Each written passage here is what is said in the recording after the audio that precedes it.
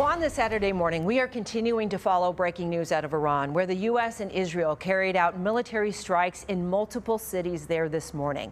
According to the Israeli military, this comes after months of close and joint planning.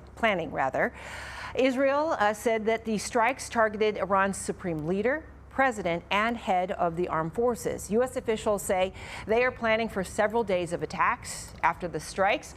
President Donald Trump called for a regime change in Iran, describing the military campaign as, quote, massive and ongoing. In fact, he addressed the Iranian people directly, calling for them to take over their own government. He also accused Iran of working to rebuild its nuclear program after massive U.S. strikes last summer. Iran says its nuclear program is for peaceful purposes. So lawmakers all over the world are reacting to the strikes. Kylie, I know you've been watching this closely.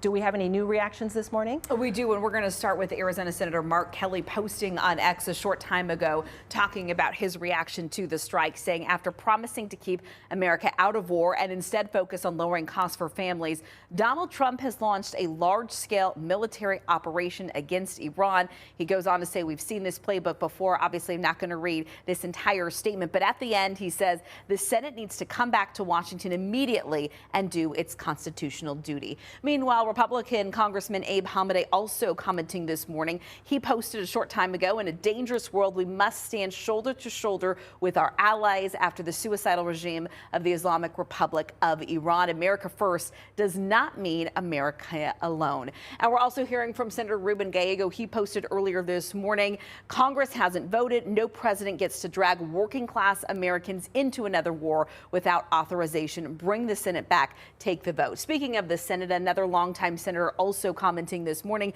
This is Lindsey Graham out of South Carolina, Republican senator. He said that he is confident this operation will be successful and the liberation of the long-suffering people of Iran is at hand. From their liberation, the path toward peace and prosperity for the region and throughout the world will be long and wide. Again, well done, Mr. President. So obviously you can see the reaction and the difference in reaction between Republicans and Democrats. Certainly something that we will be following throughout the morning, getting more lawmakers' reaction from here at home, and obviously seeing if we will see the Senate reconvene and potentially vote.